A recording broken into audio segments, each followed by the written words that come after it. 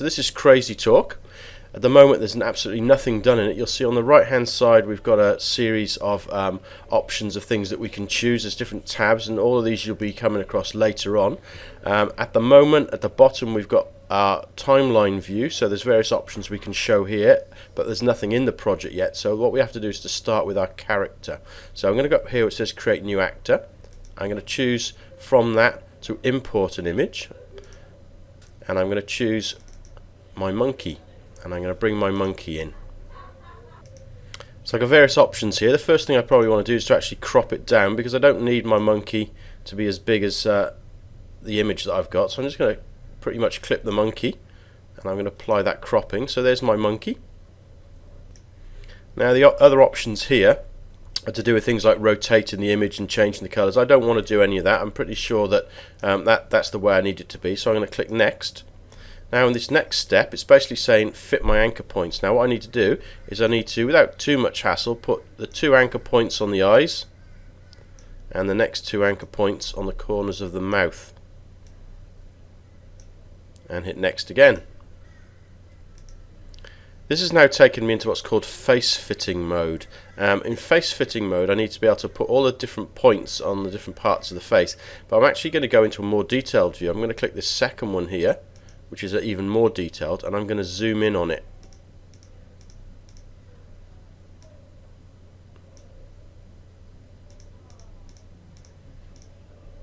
Okay, so for instance on this left eye, basically I've got different little nodes that I can click on and I can move to try and make the shape fit to the actual eye as closely as I possibly can, because afterwards I'm going to choose my own little eye to go in there.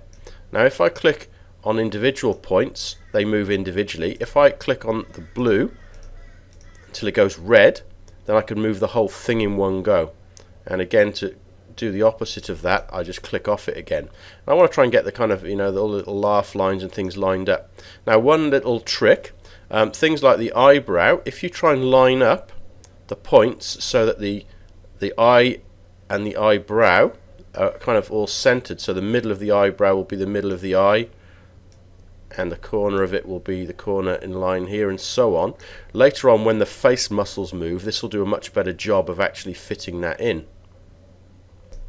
Okay, we do the same thing with the nose and the mouth. Now obviously the nose on a monkey is a little bit different to the nose on a human being, but I want to try and get it sort of in the middle and roughly in the right places. The lips, you can see I need to move this whole thing down so that the middle of the lips are in the middle of where they actually are, and again I want to try and move all the points to try and get them as closely fit in to the actual monkey's mouth as possible, because again I'm going to put my own set of teeth and things into this later on, and I want to try and get this as kind of close as I can to the way that it'll be. With the actual face net itself, you've got 2 sets of lines. The inner one, this one here, is where you want to actually try and get the face of your person in, and the outer one is where you want to enclose any kind of hair. Now obviously a monkey is different to a person, so the hairline and the face are kind of different on the way this one works. So probably what I'll do is to bring the headlines in to actually just cover the face here in this kind of way.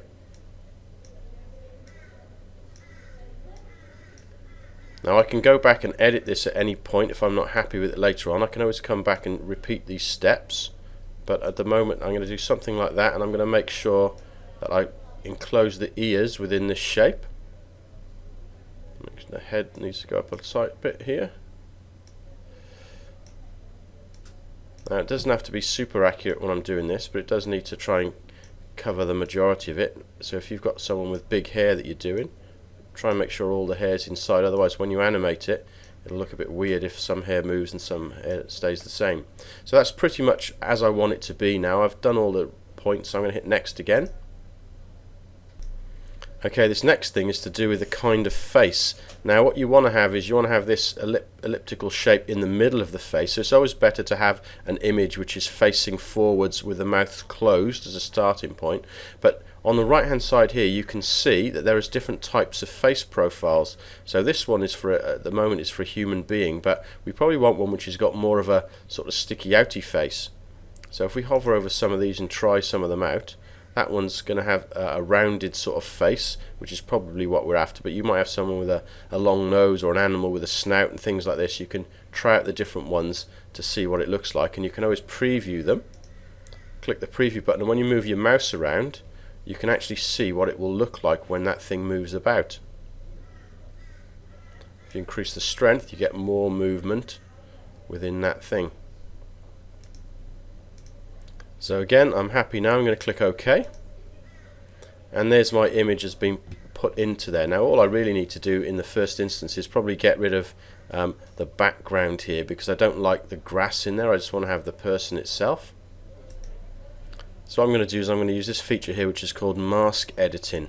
So I'm going to click on mask editing, and you can see there at the moment the masking's gone completely weird on this, but there's two ways of doing the masking. I'm going to use manual mode. At the moment it's in auto mode, so I'm going to switch it over by clicking the button.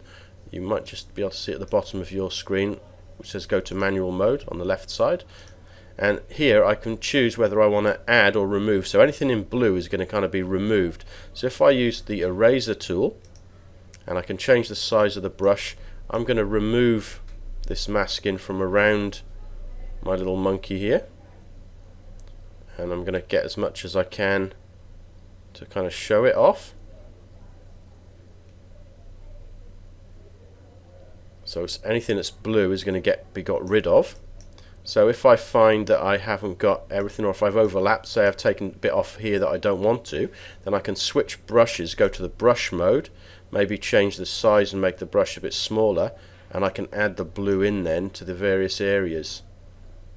So I'm just going to tidy that up a little bit off camera. So that's probably okay for what I want to do with it. So I'm just going to press OK again, and there's my my character ready to go. So before I go any further, I'm actually going to save this. So I'm going to go to Save As Project, and I'm going to give it a name. I'm going to call this one my monkey example, and I'm going to put a 1 on the end, because I might have more versions of this to try and keep it as I progress through. The last couple of things I'm going to do now before I actually start playing with my music and animation is I'm going to put some eyes and some teeth and things into my monkey. So I'm going to choose this eye one first of all. I'm going to click on the eye. It's telling me I'm going to use an eye from the templates. Now over here on the templates I've got various options, but if I go into the animal one, there's some different ones. There actually is a monkey eye that I can use. I could use something weird like a frog or an owl if I wanted to. So whichever one I use, I can just literally drag them onto the face, and you see the eyes go in there. Okay, and we can always test that later on by with some calibration tools and things, but we won't do that for the minute. I will actually change it over and put the monkey eye in.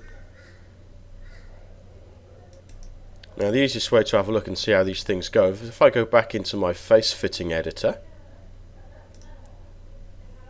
which is this one here, I've got options on the side which will show me what things look like when I actually do something with it. So I want to see up, down, left, right. If I want to do Smile, angry, sad, happy. So there's various different things I can test out if I want to see all of them. Up, down, left, right, tilt left, tilt right, and some natural movement. Now, check the fitting for eyelid movement, eyes closing, and blinking. Okay, so I've got various options there for tests. I'm just going to cancel that and come back out of it. I don't need to do any changes to it. If I actually want to do something extra with the eyes, if I come back and click on the eye fitting thing again, this time it zooms in on the actual eyes I've put in, and I get this menu. This panel allows us to change anything to do with the eyes. So you can see here, if I choose the different radio buttons, it looks at the different parts of the eye, and within those we've got various options of things we can change, whether we want to make things look brighter and so on. So for instance, at the moment we're looking at the iris of the eye. If we change that, you can see what happens in terms of the brightness. If we change the contrast, so there's lots of little options that we can change to make them look different. You can decide whether they have makeup on or not. You can decide whether they have eyelashes or not, and so on. And this is just for this one particular eye. Obviously there's lots of different sorts of eyes we can choose from if we wish to. The brightness of the back of the eye, the white of the eye, all that can be altered. When you're happy with it, you basically just click on the close up here. If for some reason you only want to do it on one eye, you either choose the left or the right rather than both of them at the same time, but probably you'll want to do both of them.